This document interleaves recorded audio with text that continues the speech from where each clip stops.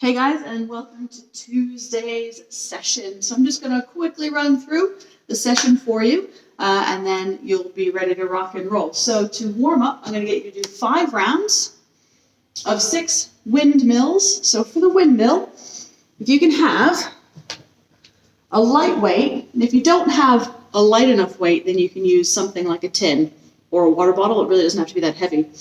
But the windmill, if you have your feet kind of outside hip width, one arm will be up overhead, and what I want you to think about is tracing the other hand down the inside of the thigh. Now this movement is an excellent warm-up for the shoulder, and if you think about it, it's all about allowing the shoulder to freely rotate in the socket in the way that it's designed to do so.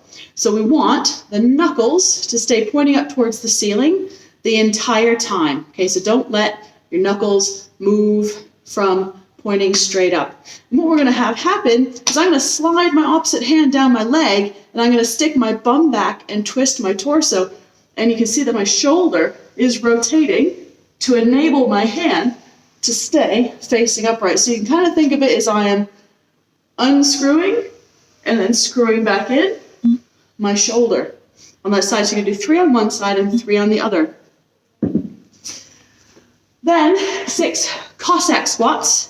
With the Cossack squat, go really wide and have your toes turned out. Now, similar to the windmill, you're going to need to stick your bum back first. Okay, so stick your butt back and then sink down over that heel and pick those toes up to allow you to get right down nice and low. You've got to stick your bum back and then sink down, okay, for that Cossack squat. You'll feel that in the inner thigh.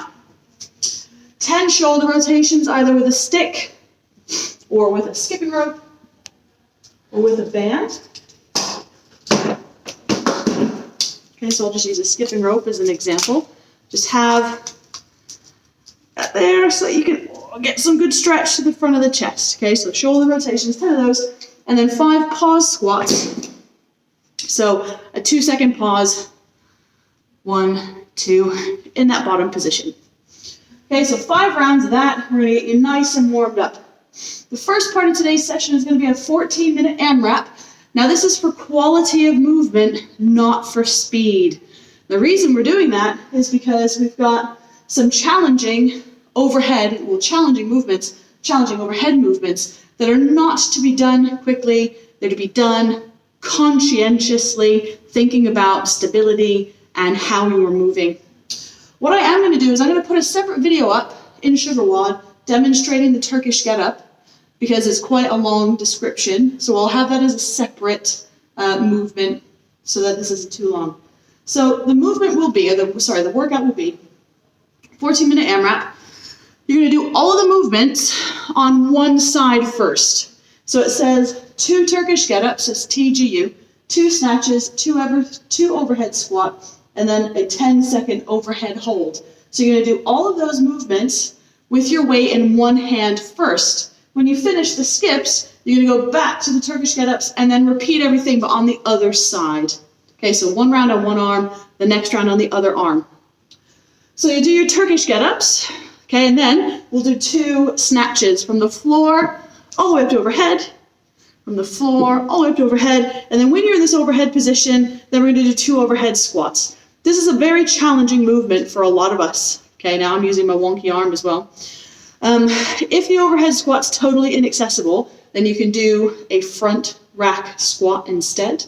But we're going to try for that overhead squat. Now focus on a little bit wider stance. You might need to raise your heels up on something just to help out. We're going to stick your bum back, open up those knees, and then come tall. Just go as low as you can before everything collapses. Okay, so 2 overhead squats.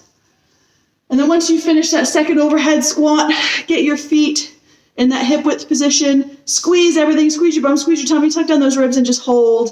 And we're going to count for 10, and then you can bring it down, and then you'll do your skips. So it's 20 skips. You can do double unders if you like, you can do single skips, or you could do star jumps.